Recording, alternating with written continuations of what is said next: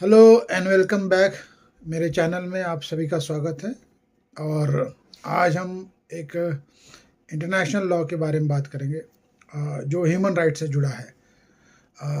मसला ईरान से है और अ, आज की तारीख 19 और ये आज ही रिपोर्ट हुआ है।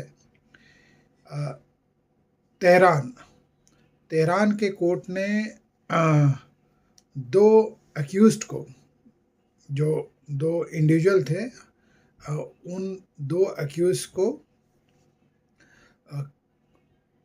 फिंगर एम्पूटेशन, यानी कि जो उनकी उंगलियां होती हैं, हाथ की जो दो उंगलियां होती हैं, मतलब दोनों हाथ में जो उंगलियां होती है उनको पूरी तरह से एम्प्यूट करने का ऑर्डर पास किया है, जजमेंट पास किया है। ये सेंटेंस है उनका। दरअसल मसला है 2022 का।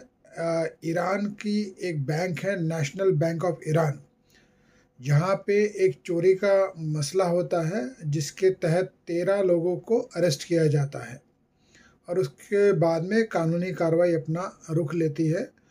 और उसका कंक्लूडेड जो है, जो सेंटेंस है वो आज पास हुआ। और ये ईरान के इस्लामिक पिनल कोड के हिसाब से जो उनका जो पनिशमेंट का कॉन्सेप्ट है, उसके तहत चोरी की सज़ा के लिए एम्पूटेशन जो है, मतलब उंगलियों का एम्पूटेशन, हाथ की उंगलियों का एम्पूटेशन किया जाना, ये उनका प्रावधान है। और उसी के तहत, और सैंक्शन प्रावधान है, लीगली सैंक्शन प्रावधान है। तो उसी के तहत वहाँ की जो तेहरान की कोर्ट है, उन्होंने ये सज़ा देते हुए दो लोगों को, जिनको गिल्टी पाया गया, जिनको कन्विक्ट किया गया, उनके खिलाफ इस तरह की जो है सज़ा आज पास की। हालांकि ईरान जो है वो सिग्नेटरी है international convention on civil and political right, ICCPR।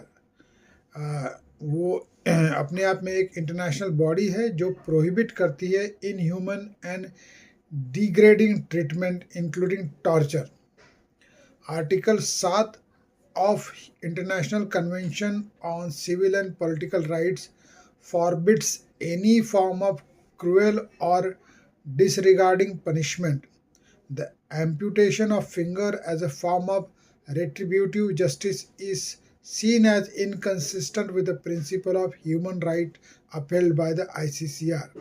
तो बेसिकली जो इंटरनेशनल ह्यूमन राइट कम्युनिटी है, खास करके एमनेस्टी वगैरह जो है, इनका इसके ऊपर एक स्ट्रॉन्ग ऑब्जेक्शन है। इस तरह का कोई सज़ा कोई भी कोर्ट किसी भी मुजरिम को दे, सज़ा याफ्ता मुजरिम को दे।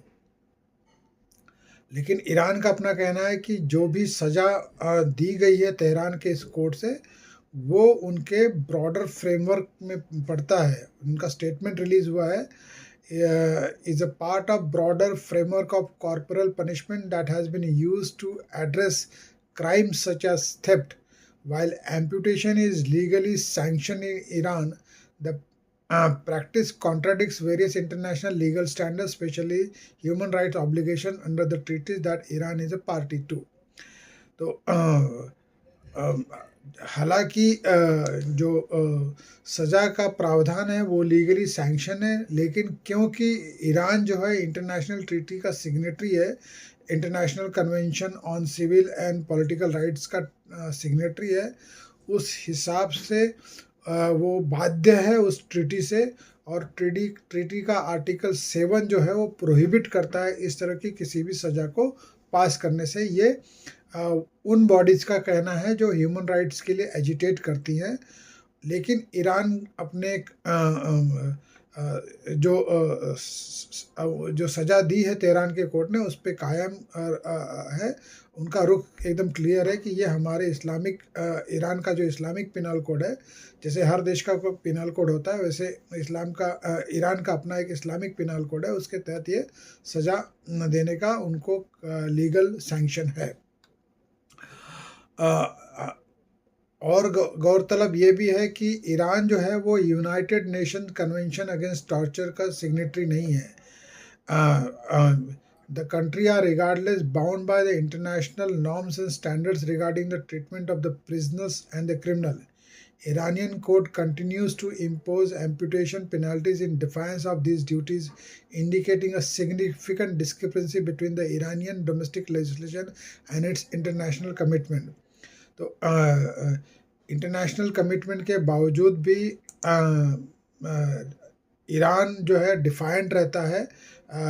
जो पनिशमेंट देना है उनके जो हार्श क्राइम्स है, हार्श क्रिमिनल्स हैं उनके खिलाफ, तो वो डिफाइंट रुख अपनाता है, ऐसा उन लोगों का कहना है जो ह्यूमन राइट्स के लिए पूरी दुनिया में किसी ना किसी तरीके से अपना रुख साफ रखते हैं, या यूँ कहें कि ह्यूमन राइट्स के लिए लड़ते हैं. तो ये वो बॉडीज़ है. एमनेस्टी इंटरनेशनल इसमें से एक है जो स्ट्रॉन्ग अपोनेंट है Amnesty International. The organization urges, यानी कि Amnesty International urges Iranian official to be held responsible for these abuses and denounce the amputation of fingers as a cruel, inhuman and degrading. In a 2022 report, Amnesty highlights the long-term psychological, physical suffering inflicted upon those who receive this punishment, as well as the duty of international community to demand such practice to be abolished in Iran. तो basically ये inhuman practice है, या जो सज़ा का प्रावधान है शरीर के किसी अंग को एम्प्यूट करना, उसके खिलाफ जो इंटरनेशनल ह्यूमन राइट बॉडीज़ है वो लड़ती रहती हैं. उनका अपना स्ट्रॉन्ग ऑब्जेक्शन है, क्योंकि उनका मानना है कि ईरान जैसी कंट्रीज जो सिग्नेटरीज़ है कन्वेंशंस के, वो उसके खिलाफ नहीं जा सकती. मेरा अपना एक इस पे व्यू है. जैसे गल्फ़ में कई सारी कंट्रीज़ है, सऊदी अरेबिया वगैरह, जो गल्फ़ में और भी जो कंट्रीज़ है, वहाँ पे जो पनिशमेंट है वो अपने आप में स्ट्रांग है और एक मैसेज डिलीवर करता है. वहाँ पे डेथ पेनल्टी का भी एक अपना तरीका है, और नॉर्मली जो हार्डकोर क्रिमिनल है उनके खिलाफ जो सज़ा होती है फांसी वगैरह की, वो किस तरह से दी जाती है और क्या प्रोसीजर अपनाया जाता है, इससे इंटरनेशनल कम्युनिटी और हम सभी लोग वाकिफ़ है. हाल ही में एक मसला जो है वो सऊदी अरेबिया में अबू धाबी में काफ़ी डिस्कशन में है पब्लिक प्लेटफॉर्म में. वो हिंदुस्तान से जुड़ा है, जहाँ पे हिंदुस्तान से एक ह्यूमन ट्रैफिकिंग के ज़रिए एक लड़की को वहाँ पे मतलब जाना पड़ता है, और वो एक घर में काम करते वक्त वहाँ पे कुछ ऐसा वाक़या होता है कि जहाँ पे वो काम करती थी वहाँ पे जो मतलब उसे एक बॉन्डेड लेबर की तरह ट्रीट किया गया, और उनका एक छोटा 4 महीने का कुछ बच्चा वगैरह था, जो बीमारी की वजह से हॉस्पिटल में ट्रीटमेंट के दौरान उसकी डेथ हो जाती है. लेकिन ये जो कपल है वो उसको हेल्थ रिस्पॉन्सिबल करते, वो भी 55 या 58 दिन के बाद में, जबकि जो हॉस्पिटल है वो ये भी सामने आके कहता है कि मतलब जो हॉस्पिटल से वो एलिगेशन कर रहे, तो हॉस्पिटल ने भी कहा था कि आप चाहिए तो इसका पोस्टमार्टम का रिपोर्ट ले लीजिए, अगर हमारी कोई नेग्लिजेंसी है तो सामने आ जाएगी. तो ऐसा कोई भी जो है वो पोस्टमार्टम वगैरह को ना जाते हुए 50 से 55 दिन के बाद में एक फोर्स और टॉर्चर वॉलंटरी कन्फेशन करवाते हैं, और आज की तारीख में उसे अबू धाबी के सुप्रीम कोर्ट से मौत की सज़ा दी गई है, कैपिटल पनिशमेंट दिया गया है, जिसकी मियाद जो है 21 या 20 सितंबर तक है. उसके बाद उससे कभी भी फांसी दी जा सकती है. इसके ऊपर काफ़ी ज़ोर शोर से मुहिम भी चल रही है, उसे बचाने की कोशिश भी की जा रही है स्टेक होल्डर्स के थ्रू.